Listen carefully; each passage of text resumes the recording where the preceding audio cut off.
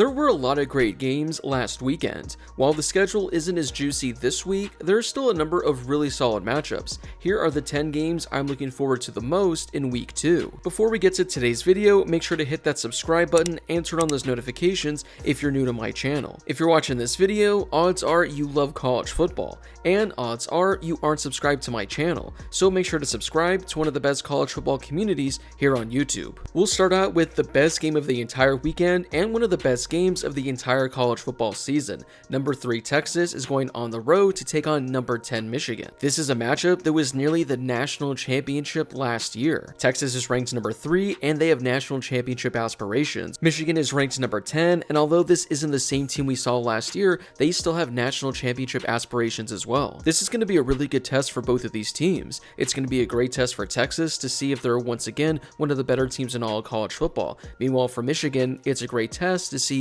if they still have what it takes to potentially be a championship contender. With the new college football playoff, a loss isn't going to wipe out one of these teams entirely, but with a win, it's really going to help their case. Arkansas is going to go on the road to take on number 16 Oklahoma State. The Cowboys kicked off their 2024 season with a very impressive victory over the back-to-back FCS champion South Dakota State Jackrabbits. Meanwhile, with Arkansas, they had an easy opponent last week, but they still won 70-0, and the offense looked really good. While Arkansas doesn't necessarily have SEC title aspirations, they still should be a really solid team in 2024, and this should be a really fun matchup with Oklahoma State. If I were to guess, the points are going to be flying in this one, so if you like a lot of touchdowns and no defense, I recommend tuning into this game this weekend. Number 17 Kansas State goes on the road to take on Tulane. Now, I know this Green Wave team isn't as good as we've seen them be in years past, but they're still consistently one of the better group of 5 teams in all of college football. Meanwhile, with Kansas State, they're already ranked number 17,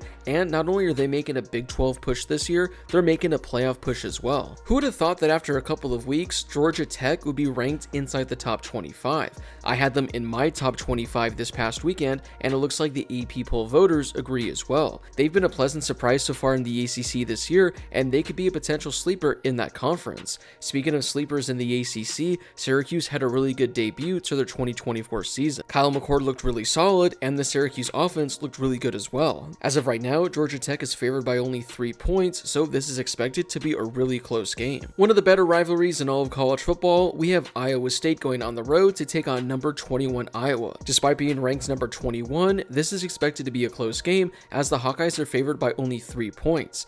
Well, I hope you like defense because the over-under is currently set at 35 points. With this matchup, it honestly might be whoever gets to 14 points first is going to win this game. This next game doesn't feature a ranked team, but I think this should still be a pretty interesting matchup. South Carolina goes on the road to take on Kentucky. Both of these teams kicked off their 2024 season with a win. I've talked about South Carolina and Kentucky a number of times this offseason, and I've been really intrigued by both of these teams entering the year. I think both of these teams could easily be 8 to 9 win teams, but I also wouldn't be surprised if either team finishes the year with 6 or 7 wins. So although this game might not be all that sexy, this is a game between 2 SEC teams that are better than I think a lot of people are giving them credit for. Before we get to the rest of the games, I'd like to share with you guys how you can make the college football season even more exciting and even win some money.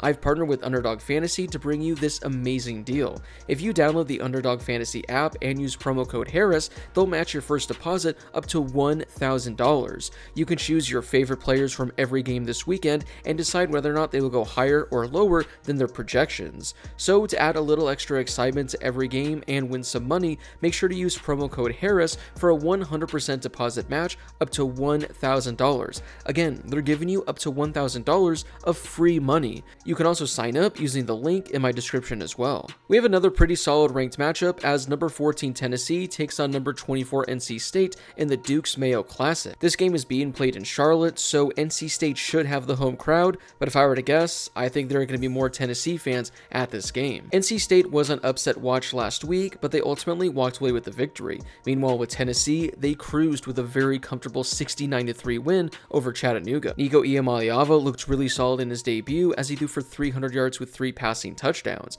Meanwhile, new NC State quarterback Grayson McCall also threw for over 300 yards with 3 passing touchdowns as well. As things currently stand, Tennessee is a 9.5 point favorite, so the betting market thinks that Tennessee should win this game pretty comfortably. Now, while I do think Tennessee is going to win this game, I wouldn't be surprised if NC State keeps it close and potentially can put 10 Tennessee on Upset Watch. The game that I'm sure everyone is looking forward to this week is Colorado going on the road to take on Nebraska. We saw these two teams meet up in Colorado last year with the Buffaloes picking up the victory. Colorado had a pretty close victory last week against North Dakota State, while Nebraska cruised to a 30-point victory over UTEP. Shedeur Sanders had quite the debut to his season as he threw for 450 yards with 4 passing touchdowns. Meanwhile, Nebraska's true freshman quarterback Dylan Raiola also had a really solid debut to his season as he threw for 250 yards with 2 passing touchdowns. I'm sure Nebraska is going to be rocking, and this is probably going to be one of the more exciting Nebraska home games we've seen in quite some time. It looks like Nebraska is currently a 7-point favorite, and that seems a lot with the Colorado team that is going to be slinging the ball like crazy.